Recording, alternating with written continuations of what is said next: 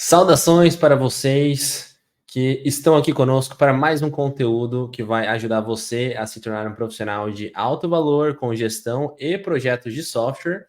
Eu estou aqui com meu caríssimo colega, amigo e conhecido de vocês aqui do canal, de outros conteúdos, caso vocês nos acompanhem aqui há mais tempo, que é o Gustavo Moraes. Nós vamos falar hoje, Gustavo, sobre algo que é muito raro ver nos projetos de software, né, Gustavo?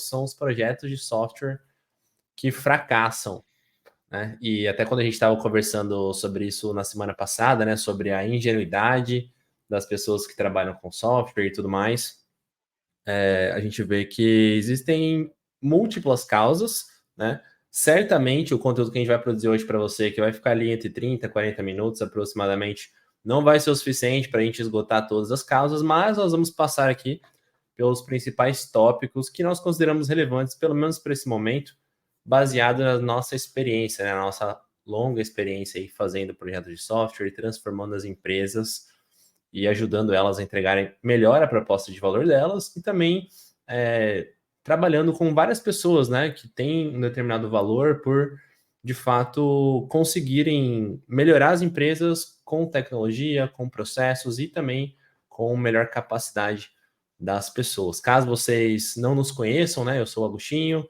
né, trabalho aqui nesse canal com você justamente para te ajudar a ser um profissional melhor, que tem mais capacidade de transformar as empresas com gestão e projetos de software, ser mais reconhecido por isso e gerar um impacto no mercado que as empresas tanto precisam, né? Nessa era que a tecnologia de fato está cada vez mais em ebulição, mas você precisa fazer as transformações tecnológicas da forma correta, né? Não basta desenvolver software, não basta criar novos processos, simplesmente dar treinamento para as pessoas. A gente sempre fala muito aqui, né, Gustavo, sobre o pilar ou o barril, né? Já teve até um colega meu que falou que na verdade é como se fosse um barril da lei dos mínimos, né? De processos, pessoas, tecnologias, mas a ideia é justamente isso, tá? Agregar com você nesse sentido. Caso quem esteja acompanhando aqui no canal ainda não conheça o Gustavo Moraes, vou dar um tempinho ali rapidamente para ele se apresentar e a gente já entra direto no conteúdo. Vamos lá, Gustavo.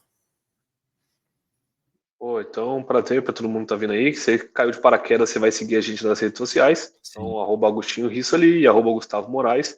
E lá você vai encontrar mais tipos desse conteúdo. E hoje eu sou diretor de operações da Modern PMO e da Ytech, são duas empresas de tecnologia. Então, nós trabalhamos com software. A Ytech completou esse ano 17 anos de vida. Não estou presente nesses 17 anos de vida, mas dá para vocês verem o tamanho do impacto que isso causa. E a Modern PMO ali eu estou desde o início da empresa. A gente entrega projetos de software de transformação nas empresas.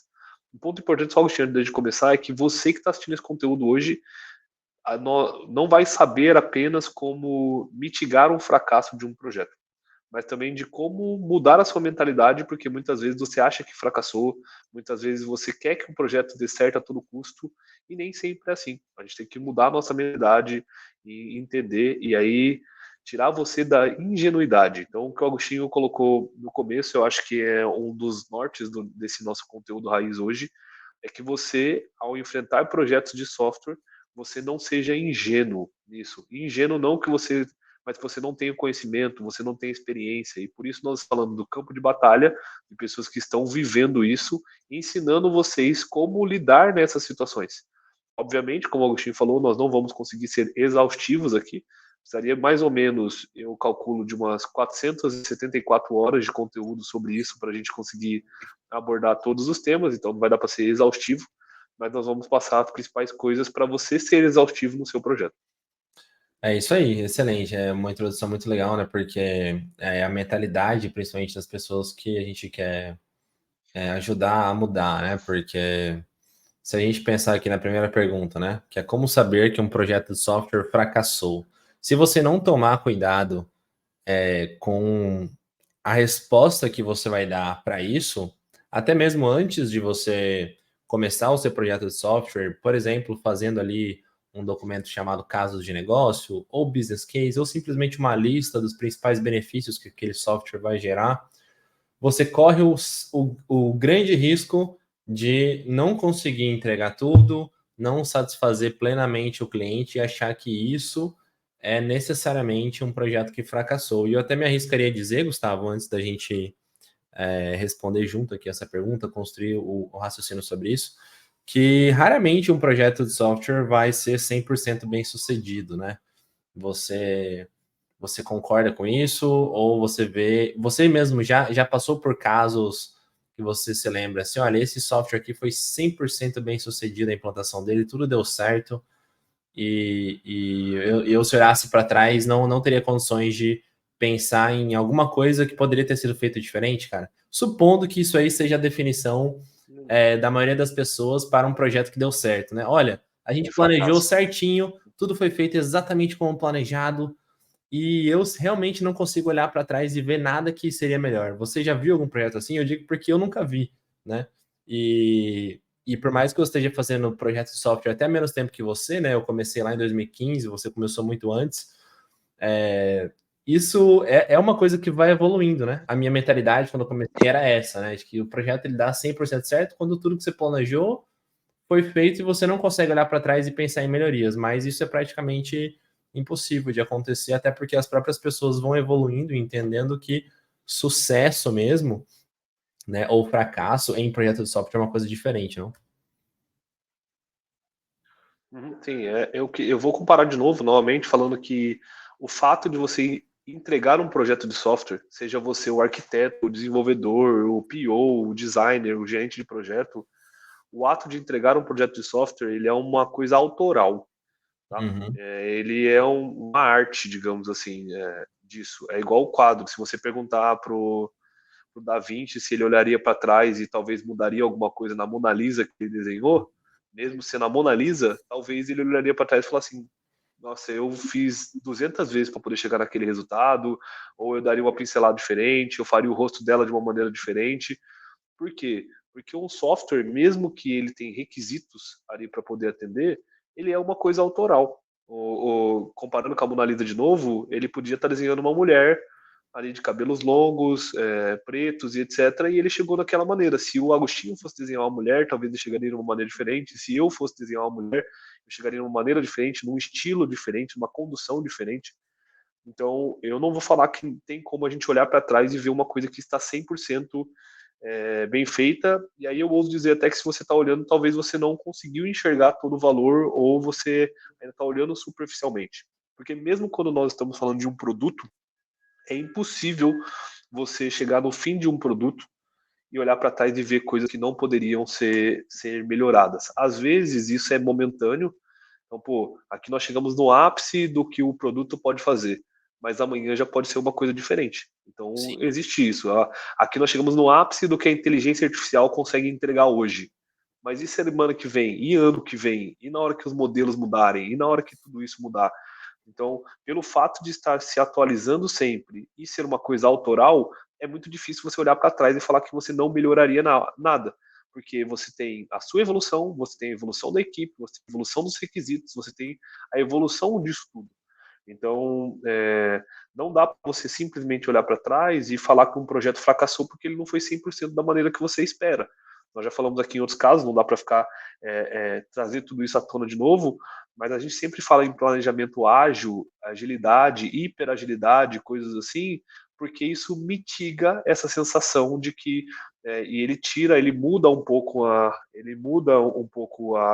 visão de que você tem que no começo do projeto definir tudo. Nem na construção civil, em algumas áreas, está sendo feito assim ultimamente. Então, ele fazendo modelos ali de ondas consecutivas, né, planejamento consecutivo, planejamento por ondas, e nem na construção civil, que é um negócio muito menos autoral, muito mais pragmático, digamos assim, eles estão fazendo um planejamento do início ao fim, porque tudo pode mudar. Várias coisas podem acontecer no meio do caminho. Uhum. Então, no software não dá para a gente olhar assim para trás.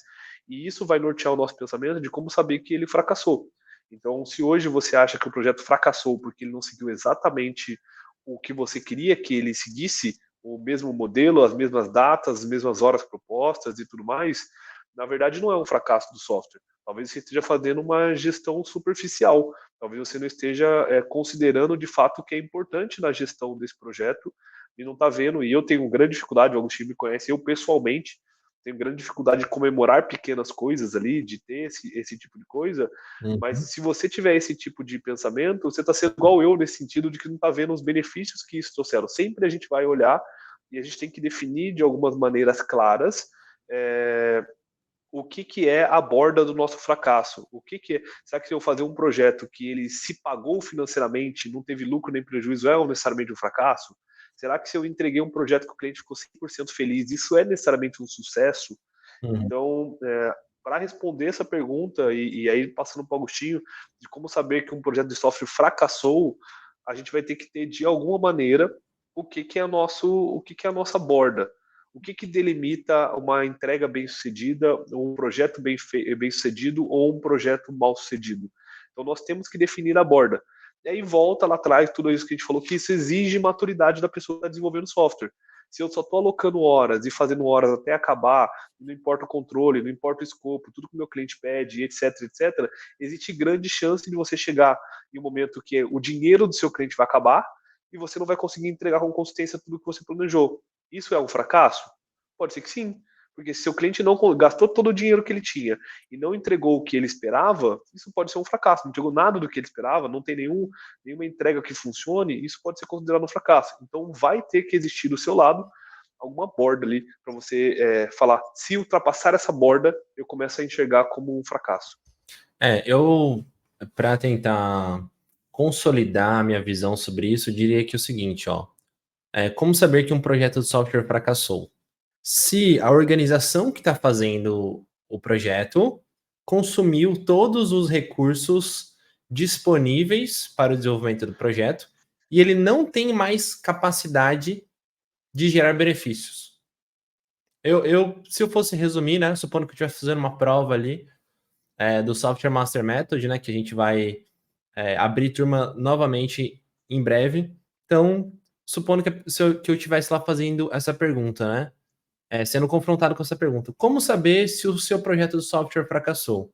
Eu responderia lá, olha, se a empresa que está fazendo esse projeto de software não considera mais viável aplicar recursos no projeto, porque os recursos acabaram, e após ter consumido todos os recursos, o software que foi desenvolvido com aqueles recursos não tem capacidade alguma de gerar os benefícios prioritários. É isso. Então, basicamente, se acabou os recursos e ele não pode mais gerar os benefícios prioritários, aí sim fracassou.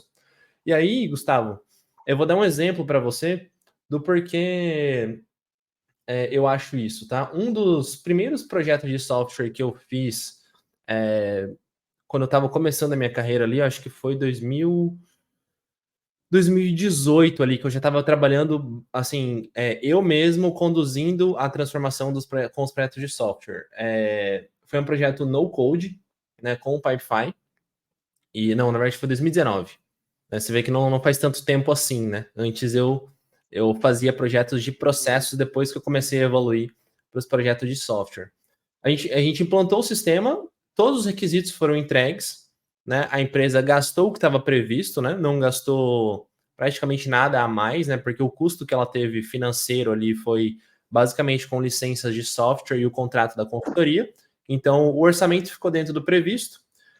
O escopo foi 100% entregue, só que as pessoas não se engajavam com o software. Por quê? Porque era uma mudança muito grande, entendeu? As pessoas elas tinham que acessar o software para validar dados financeiros e operacionais dos setores que elas eram responsáveis, para que esses dados fizessem um fechamento de custos da empresa. E a gente precisava criar um fluxo para isso. Então, assim, o software foi entregue dentro do orçamento com os critérios de qualidade. Então, se a gente pensar naquele triângulo inicial, né, da gestão de projetos, né, que é escopo, qualidade, custos, cronograma, né, o Prince 2 Agile ele até explora isso para o hexágono, né, da gestão ágil, que aí considera riscos, benefícios e tudo mais. Então, se a gente for pensar, tudo foi entregue. Se for pensar só em escopo, custo e tempo, né? Então o escopo foi entregue, o software era conforme os requisitos, o orçamento foi gasto dentro do planejado e o cronograma também foi finalizado, né? Desenvolvimento dentro do previsto. E é por isso que essa visão, ela até, como que eu posso dizer, é útil para você saber se o projeto de software foi bem sucedido ou não, mas ela não é completa. E é por isso que o Prince2 Agile trouxe para a jogada, digamos assim, os riscos e os benefícios, né? Então, a gente implantou o software, só que as pessoas não se engajavam. Então, se entende, o projeto de software fracassou? Se eu fosse considerar só o período de desenvolvimento do software, sim. Por quê? Porque no período de desenvolvimento não foi possível engajar as pessoas para que elas usassem e aí sim os benefícios fossem entregues.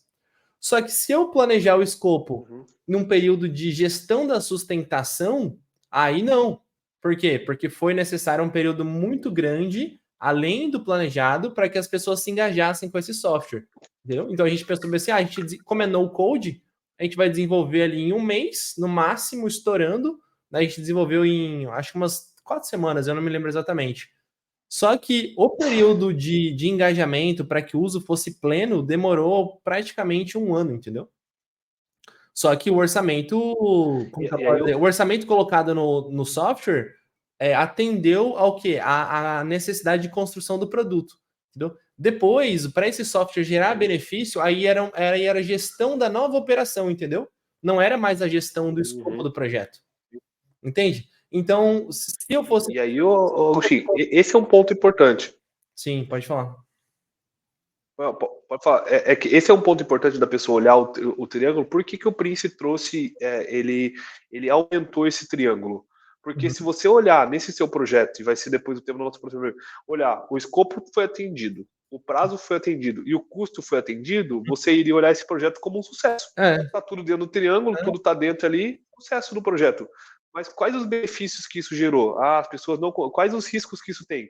As pessoas não se engajaram. Então, se você medir só dentro do triângulo, talvez um software mal implementado ou mal feito pode ter sido considerado um sucesso, certo? É uma confusão. Por isso que o Prince ele aumentou esse triângulo, porque se eu fizer uma coisa mal feita, que eu entrego os benefícios com uma qualidade baixa, num tempo que está dentro do cronograma e num custo baixo feito por estagiários ali, ou feito por uma pessoa de baixo custo ou qualquer coisa assim, isso é um sucesso do projeto? Eu entreguei com sucesso? Se você considerar só escopo, custo e cronograma, né, um software mal feito pode ser considerado um software bem sucedido, que é o próximo tópico. Mas para a gente tentar consolidar esse primeiro, você entende que um software fracassou se os recursos foram consumidos e aquele software não tem mais capacidade de gerar benefício? Você considera essa uma maneira correta de pensar sobre como saber se um projeto fracassou ou não, um projeto de software?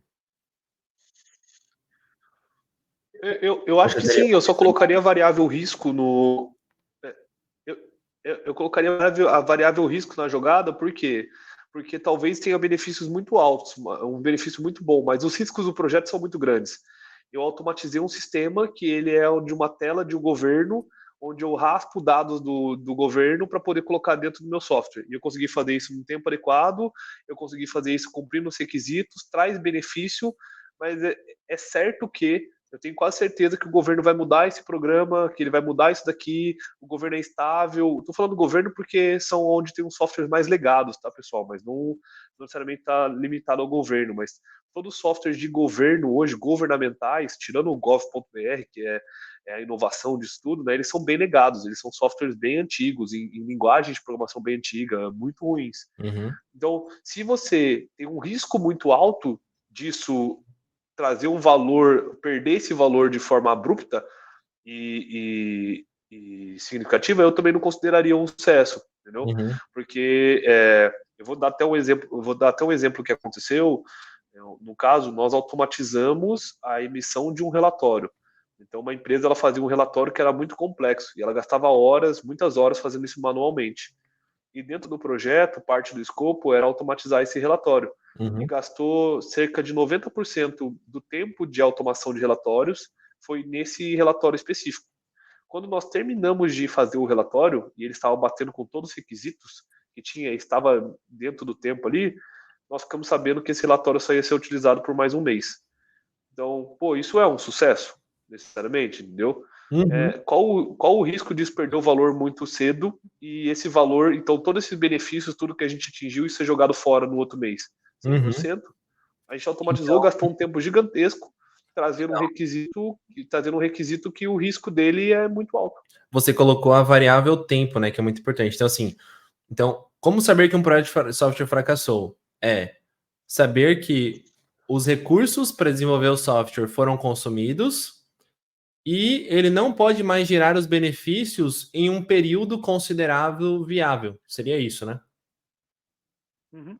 É um período desenhado para o ciclo de vida dele. Então, às vezes eu desenhei um ciclo de vida, então, eu desenhei na minha aplicação que essa minha aplicação tem que rodar por 2 meses e depois ela vai morrer, porque eu vou construir uma aplicação mais robusta. Uhum. Fez isso, rodou 2 meses e morreu, sucesso. Mas isso não foi colocado em conta dentro do projeto. Então, gastou muito tempo para gerar uma coisa que gerava valor para um mês só. Então, o tempo que foi gasto todo no software, no fim o molho ficou mais caro que o peixe, porque se a pessoa precisasse fazer manualmente, que era o dado que ela fazia mais um mês, ia gastar menos tempo de todo o tempo que foi gasto para poder automatizar. Então, assim, não valeu a pena, mesmo sendo uma coisa que atingiu os requisitos, que trouxe benefícios para o cliente, trouxe automação, cumpriu o prazo, cumpriu o custo, ainda assim o tempo esperado para que essa aplicação não foi calculado esse risco ali da aplicação se tornar obsoleta tão rapidamente.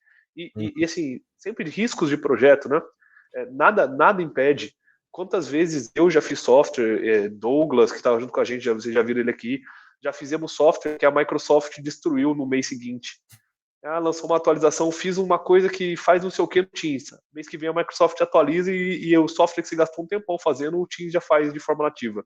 Perdeu tudo isso. Então, tem vários riscos inerentes, né, ali dentro, mas se eles são externos, você não consegue controlar, tudo bem. Mas se você tem a capacidade de controlar ele, vai chegar naquilo que a gente falou. Talvez seja uma coisa mal feita. Não sim um fracasso do projeto. Talvez foi mal pensado, mal iniciado, ou não nos atentamos nesse cenário. E aí trouxe um fracasso ali para o projeto. Bacana. Legal, pessoal. Eu acho que ficou claro, assim, né, que está muito relacionado, né, o fracasso dos projetos de software com capacidade de consumir recursos e gerar benefícios por um período que foi planejado, né? Então, acho que é isso que as pessoas precisam se ater, né, Gustavo? Muito menos a escopo, tempo e custo, e muito mais a benefícios após as entregas, né? Benefício pelo tempo esperado, vamos dizer assim, que a gente colocou nesse final ali, né? Benefício pelo tempo esperado. Excelente. E aí, Gustavo, como a gente estava conversando, né? Você acha que por as pessoas não saberem exatamente como configurar se um projeto de software fracassou ou não, elas também confundem o que significa software mal feito com software que fracassou? Assim, tem os dois lados, né? Então vamos falar dos dois lados, vou comentar rapidamente o que eu já falei aqui atrás. Então, o primeiro lado é eu fazer o meu software de maneira porca, olhando só um triângulo ali de restrições, e falar que porque eu atingi os requisitos com uma qualidade baixa, eu cumpri o prazo e cumpri o custo, eu estou com um software que ele tem um sucesso. Só que o software ele não tem. É autoral, né? Então eu fiz desenho, o requisito era desenhar um Homem-Aranha em 2 minutos. Eu consigo desenhar um Homem-Aranha em 2 minutos. Vai ficar um Homem-Aranha, a pessoa vai olhar e vai ver um Homem-Aranha? Talvez veja um Homem-Aranha, mas vai ficar aquela desenho do Homem-Aranha que está real? Então, tudo isso tem que ser considerado, tem que ser colocado em prática.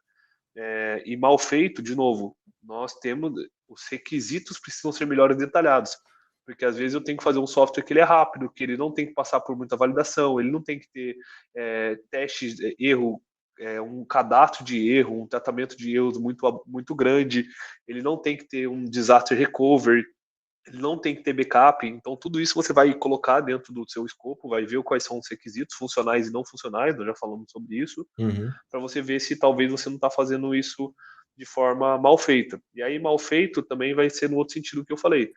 É no sentido de nós gastamos muito esmero, muito tempo, muito esforço para automatizar uma coisa que não precisaria ser feita.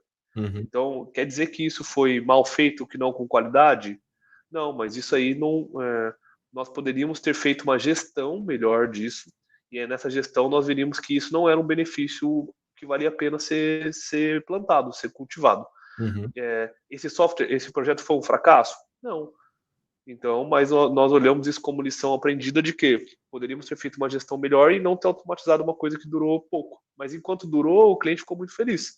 sempre você vai, né, essa ingenuidade que a gente falou, sempre você vai crescendo e vai vendo que às vezes você ingessa muito software, vai vendo que às vezes a gente quer fazer um negócio muito robusto, mas na verdade ninguém usa. Essas coisas você vai aprendendo com o tempo, não tem Sim. muito milagre. Primeiro você começa no by the book, depois você vai aprimorando, tirando coisas disso que você vê que são inúteis. Né? E tem que tomar muito cuidado com o preciosismo aí de quem está desenvolvendo o software. Não, mas se eu fizer com esse código, com essa arquitetura, ou com essa linguagem, enfim, com a característica X, Y, Z, vai ficar mal feito, né? O desenvolvedor, a pessoa que é muito técnica, ela tende a ter esse preciosismo. Só que a pessoa da área de negócio que está ligada nos benefícios, ela tem que estar sempre puxando para esse lado, né? Olha, mesmo com uma arquitetura, uma característica mais simples, digamos assim, ou com algumas imperfeições, vai gerar benefício? Vai. Então, a característica do produto é menos relevante do que a capacidade dele impactar o negócio, né? Então, Imagina a Mona Lisa desenhada em pontilhismo, que é aquela técnica de arte que é cada pontinho. Será que o Da Vinci conseguiria fazer no mesmo tempo que ele fez a Mona Lisa, se ela fosse desenhada em pontilhismo? Não. Talvez teria um resultado parecido ou igual, mas ele demoraria com certeza muito mais tempo para trazer o mesmo benefício. Total. E, Gustavo, fechando a parte de contexto, então, qual tipo de fracasso em projetos de software você acha que existe, né? Então, já que a gente agora sabe o que é um projeto de software que fracassou, Rápido, né? sabe que não é um projeto que o software foi mal feito, quais tipos de fracasso existem? A gente listou alguns aqui, mas se você quiser começar por algum deles ou contar algum exemplo, né, relacionado a eles, vamos ajudar o pessoal a Isso é refletir. tipo coleção de borboleta. Tem inúmeras, né? Tipo coleção. Se a gente fosse listar todas as coisas, a gente ia ter um book todo disso daí, né? Uhum. Mas vamos pegar algumas coisas que são mais comuns, que a gente mais vê no, no campo de batalha, porque aí vocês conseguem ter modelos. Então, por que nós fazemos isso, Agostinho? Esse é uma coisa importante que todo mundo tem que ficar. Por que a gente está gastando tempo gravando isso aqui agora, para o pessoal, falando com calma, trazendo efeito, trazendo tudo isso? Uhum. Porque nós queremos te preparar para que quando você enfrente essa situação, você veja, putz, cara, eu lembro que o Agostinho falou, eu lembro que o Gustavo falou, vamos agir dessa maneira, será que eu consigo contornar isso aqui hoje? Será que isso aqui dá para fazer, não dá para fazer? Será que isso aqui é uma armadilha? Nossa, eu lembro daquele insight que ele falou, eu preciso buscar mais material, preciso me aprofundar nisso para poder resolver. Então nós estamos falando isso para que você lembre isso, não consegue ser exaustivo, igual eu falei, mas vai faltar ainda 473 horas, provavelmente, para a gente conseguir falar de todo o tema. Mas uma das coisas que é principal, tá? É a mudança de estratégia no longo do caminho. Uhum. E isso ser aceita pelo gerente do projeto sem problema nenhum. Então, nós iríamos fazer um software de mercado. Vamos fazer um software que passa o produto ali, e passou o produto, ele vai bipar, vai salvar, vai fazer tudo isso. E aí, no meio do caminho, talvez, a pessoa começa a olhar e fala assim, cara, mas software de mercado não vai ser a melhor coisa que vai me trazer valores. Por que a gente não usa a equipe de desenvolvedor que já tem, que é a fábrica de software, já entendeu mais ou menos aqui, e vamos fazer esse software de mercado virar um software de estoque? Para mim hoje o maior dor é controlar estoque, nem é o mercado. O mercado, se tiver um controle de estoque, o cara do mercado lança no estoque lá e tudo mais. São correlatas essas coisas? São correlatas. Mas é uma estratégia totalmente diferente. Uhum. E por que isso é feito? É assim, vamos construir, aí a gente já falou isso aí, vamos construir uma casa? Vamos. Aí eu comecei a construir, era o quê? Era sobrado. Então eu comecei a construir um sobrado. Aí na hora que eu tô no segundo andar, você falou, cara, putz, sobrado não vai rolar não, vamos fazer uma casa terra maior. São correlatos? São correlatos. Mas essa estratégia modificada ao longo do caminho, principalmente quanto mais tarde isso é modificado, é totalmente prejudicial e danoso para o projeto. Isso pode tornar o projeto um fracasso. Sim. Porque se eu ia fazer aí eu fico usando essas referências, né? Mas se eu ia fazer um software de mercado, e aí eu cheguei lá na frente, na última sprint, na última entrega, o que é que seja, e mudou tudo com o software de estoque agora, eu não vou ter mais dinheiro e no fim eu não vou entregar nem um software de mercado, nem um software de estoque. Nenhum dos dois eu vou conseguir entregar. Então, essa estratégia modificada é a principal coisa. Né? É uma das que mais impacta, né? E quando a gente fala estratégia, tá muito relacionado assim a decisões importantes do negócio que você vai precisar de um outro software, sabe? E se você for um pouco mais preciosista, né, e pensar, não, mas uma coisa é a estratégia, que são os objetivos estratégicos, etc. Outra coisa é a tática, né, que é como você vai alcançar aquilo. A gente tá falando dos dois, tá? Então, mesmo se a empresa pensou assim, eu vou abrir, hoje eu tenho um mercado, eu vou abrir uma padaria, né? Tá pensando na estratégia, ela vai abrir uma nova unidade de negócio e, e aí ela vai precisar de um outro software. Agora, se ela pensar bem assim, não, eu quero mudar o software da minha padaria, aí é uma tática diferente, uma coisa mais específica de como ela vai entregar essa estratégia de forma diferente, né? Então, eu tenho um exemplo, assim, né, que eu lembro, uma vez a gente estava fazendo um sistema para consolidar dados de uma determinada área de negócio lá, que era uma área que vendia comida, né? Tipo uma lanchonete e restaurante dentro de uma empresa que o core da empresa não era esse. Mas a gente precisava mostrar lá margem de lucro, produto mais com maior preço, com menor preço, melhor margem, pior margem. Então a pessoa olhava um painel, colocava isso e depois interpretava, né? Por quê? Porque a gente queria melhorar a gestão de uma determinada pessoa dessa área, né? Então, a gente construiu esse software e ela simplesmente ia lá e consolidava os dados e interpretava como que ela ia trabalhar no próximo bimestre para que aqueles dados de receita e margem, por exemplo, ficassem melhores. O software ele simplesmente consolidava os dados e a pessoa colocava a interpretação dela ali. Só que depois que o software ficou pronto, essa pessoa foi cortada, entendeu? E aí, a nova pessoa que entrou, então veja só, o software entregou os requisitos, ele tinha capacidade de entregar os benefícios, que era consolidar informações e a interpretação daqueles dados, só que a nova pessoa que entrou, ela não tinha mais atribuições desse tipo. Então, o que acontece? A tática foi mudada. Olha, vamos mudar a pessoa, porque ela está performando mal em outras coisas. Aí esse software aí talvez a gente use depois, talvez não, entende? Então, assim, ele fracassou, ainda que temporariamente, porque a tática de gestão ali da empresa foi modificada, a tática ou a estratégia, sabe? Então é sempre muito importante pensar naquilo mesmo que o Gustavo estava falando anteriormente, que é o software ele fracassa se ele não pode gerar benefícios num período que foi planejado, sabe? Você planeja fazer aquele software, ele gera benefício em um ano, se ele gera benefício em 2 meses, fracassou. Né?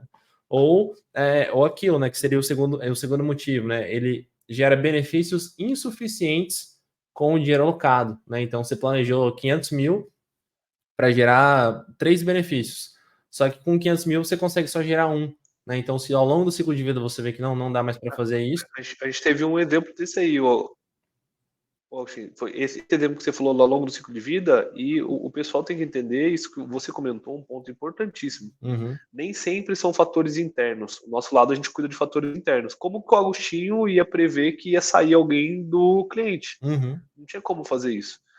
Tem um recente que a empresa estava para trocar de plataforma e aí ela ia cancelar uma plataforma para contratar outra plataforma e ela tinha estudado que haveria uma multa durante essa mudança de plataforma. Então ela começou a contratar todas as coisas da plataforma, fazer automações, etc. E a multa era um valor, sei lá, vamos colocar 10 mil reais. Uma coisa assim, para a empresa era um valor barato, mudar isso, 10 mil reais para mudar, ia pagar a multa 10 mil reais e mudar de plataforma. Só que, na hora que eles começaram a migrar de fato e conversar com a plataforma A, que era que ia ser descontinuada, eles descobriram que a multa não era 10 mil reais, por exemplo. A multa era, na verdade, 450 mil reais. Uhum. E aí eles falaram: não, vamos pausar então, não vai ter como. Só que eles perderam toda a outra. Então, todo o projeto que estava sendo construído na plataforma B, ele começou a não gerar benefícios suficientes com o dinheiro alocado. Por Uhum. quê? Porque nem houve a transição de plataforma. Então Uhum. começou a gerar automação, começou a gerar conscientização, começou a gerar um monte de coisa, mas não vai chegar, porque a multa do lado de cá é tão grande que ele nem vai migrar a plataforma. Então, esse projeto, por mais que seja um fator externo do projeto, é um fracasso. É um fracasso do projeto. Eu gastei dinheiro no lado B aqui, não vou aproveitar nada desse lado B, nada do lado B, Uhum. vou continuar com o lado A. E eu investi X mil reais aqui, não era 400.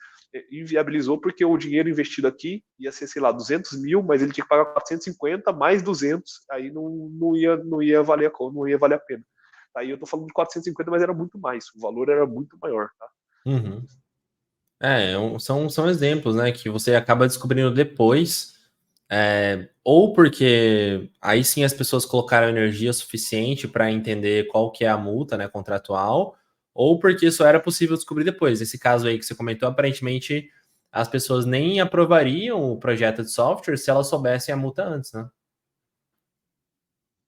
A multa, não é nem Nesse a multa, caso é a especificamente, foi demanda de investimento, né? não, era uma multa contratual Era do lado multa A para mesmo. poder cancelar, mas esse caso foi uma má interpretação ali disso. E aí, ó, olha só, uma má interpretação que nem sempre é né, da área técnica na plataforma, a gente está falando da área de negócio, uma má interpretação da área de negócio, da área jurídica do negócio, entendeu que podia dar continuidade no projeto. O projeto foi começando e iniciando em paralelo, porque ia ser uma migração, né, das plataformas, não dá para desmobilizar uma e depois fazer a outra. No Uhum, meio disso, descobriu-se que, na verdade, o pensamento estava equivocado. E aí não valeria a pena nada do que foi feito ali, nos benefícios, valeria a pena migrar de plataforma A para B. E isso uhum, são coisas muito importantes na organização, porque se a gente está falando de uma plataforma que é core da empresa, um ERP, um sistema de BPM, um sistema de processo da empresa, isso é um sistema de e-mail, sei lá, de comunicação, a plataforma que está usando. Ah, eu estou uhum. deixando de trocar todo mundo da empresa usar Windows, agora vai usar Mac. São coisas estruturantes, muito graves, que podem ser projetos de software, né, que acabam inviabilizando, sendo um fracasso, o dinheiro sendo desperdiçado. Sim, você vê que começa desde de uma análise de riscos do quanto você está considerando viável investir posteriormente após a implantação do, do software, né? Então, se você calcula errado nessa demanda de investimentos, né, aí pode inviabilizar tudo, né? Gustavo e pessoal, nós aqui estamos fechando o contexto, né? Ainda tem bastante coisa para falar com vocês sobre o porquê os projetos de software fracassam. Infelizmente, eu e o Gustavo aqui não conseguiremos fechar nessa parte 1 tudo que a gente planejou, né? Mas a gente já está aí com quase 40 minutos de conteúdo. O que eu acho que é importante vocês entenderem que ficou claro, né? Como saber se um projeto de software fracassou, que é o que a gente conversou no começo, né? As pessoas confundem o que significa software mal feito com um software que fracassou. E existem vários tipos de fracasso em projetos de software. Aqui a gente comentou sobre 2 deles, né, que são muito comuns, que é uma estratégia ou tática da empresa que foi modificada e você não tem controle sobre isso, ou benefícios insuficientes com o dinheiro alocado, né? Você planejou 500 mil, mas você vê que 500 mil não dá para gerar os benefícios, então o seu software fracassou. A gente separou até outros tipos de fracasso aqui que a gente considera mais relevantes para vocês, mas eles virão numa Da parte nossa 2. coleção de borboletas. Nas coleções de borboletas, mas eles virando uma parte 2, tá bom? Então depois a gente continua numa parte 2 desse Ô, conteúdo Agostinho, aqui. Pode falar. um ponto que eu queria deixar para o pessoal que tá olhando aqui é que a gente fala tudo isso de campo de batalha e vocês vão conversar com qualquer um, vocês vão ver que sempre essa realidade. Uhum. Nunca fica mais fácil, tá? Na verdade, cada vez fica mais complexo, mas vocês vão ficando melhores. Sim, Então, sim. algumas coisas dessas são feelings que você vai ter, algumas coisas dessas são templates que você vai ter, algumas coisas dessas são estratégias que você vai tomar que vão mitigar esse tipo de coisa. Então, Sim. assim, não é que essa coisa parou de existir, não é que o Agostinho, o Gustavo e outras empresas que estão avançadas, elas não enfrentam mais esse tipo de risco, né? Sim. Mas que hoje elas criam estratégias para mitigar isso. E nem sempre é um documento muito elaborado, nem sempre é uma pessoa a mais na organização, nem sempre é uma coisa que é muito complexa de se fazer. Então, às vezes é um feeling, às vezes é um pensamento, às vezes é colocar a pessoa correta na posição correta. Então, nós já falamos várias vezes, se você tiver um PO que está preocupado com a qualidade daquela entrega e você tiver um gerente de projeto que está preocupado com aquela entrega em si, com o contexto, com essas interfaces, provavelmente vários desses riscos, vários desses problemas que nós estamos fazendo, no mínimo eles serão levantados. Você vai ver isso daí. Uhum. Aí depois vai ter que resolver, obviamente, mas no mínimo você vai ver. Se você não tiver essas funções, tudo se torna mais complexo e talvez você nem veja. Você só dá uma frase que eu gosto, né? De um sábio, o tolo dá o passo e sofre o dano. E não é porque ele não sabe, porque ele não tem ainda, ele não viu, ele não descobriu Não isso tem tudo. conhecimento Então sobre o campo como de ele vai. batalha serve. Sim, O campo de batalha serve exatamente para isso, para mostrar para vocês esse tipo de coisa que pode acontecer e você tomar uma atenção. Opa, será que se sair essa pessoa da empresa, que ação eu deveria tomar? Se eu estou fazendo meu projeto e eu sei que talvez alguém da empresa seja demitido ou peça demissão, que ação que eu deveria tomar nisso? Será que se, eu deveria ter uma cláusula contratual? se eu estou fazendo o projeto e eu tive acesso aqui a um business case dizendo que eu vou ter que desembolsar lá na frente 100 mil por uma multa de rescisão, e essa multa, na verdade, for 500, e aí? O que acontece? Vale a pena fazer o desenvolvimento ou não, né?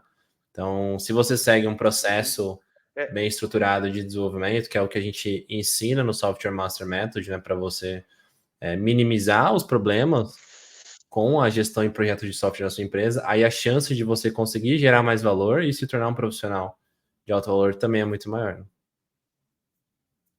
e você vai começar a usar as suas habilidades humanas. Então, por que a gente usa inteligência? Por que a gente usa chat GPT, inteligência artificial, templates, ferramentas, etc. Para que cheguem os problemas aparentes a nós e nós consigamos tomar decisões. Porque o tomar decisão, ele é subjetivo.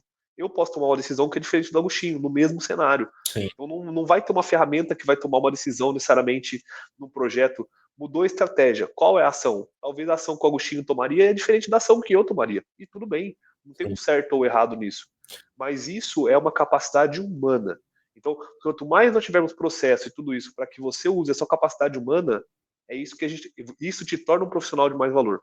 Por quê? total. Porque você sabe usar as tecnologias, você sabe usar essas coisas a seu favor, para que chegue no momento que você vai mostrar o seu diferencial, a sua tomada de decisão, a sua resolução, que vai ser diferente de cada um ali que pode trabalhar com você, que podem ser pessoas muito boas, até melhores do que você, mas você está tomando uma decisão que é importante e está trazendo um resultado para um projeto, para sua empresa. É É isso isso, aí. Agostinho. Obrigado pelo tempo novamente. Sempre é um prazer. Imagina, pessoal, obrigado por vocês terem nos acompanhado até esse momento. Comentem aí quais foram os principais insights que vocês tiveram desse conteúdo e nos esperem na parte 2, falando mais sobre os benefícios e como você pode fazer para evitar ou pelo menos minimizar os fracassos nos seus projetos de software. Gustavo, obrigado aí por contribuir mais uma vez com o canal e nos vemos no próximo. Tchau, tchau, pessoal. Não, peraí, se você ouviu até o final, o que vai escrever embaixo? Não fracasse, e aí vai ter aquele coraçãozinho. Não fracasse e acumule borboletas. Coloca aí. É isso aí, grande abraço, pessoal. Valeu, pessoal. Até mais. Tchau, tchau.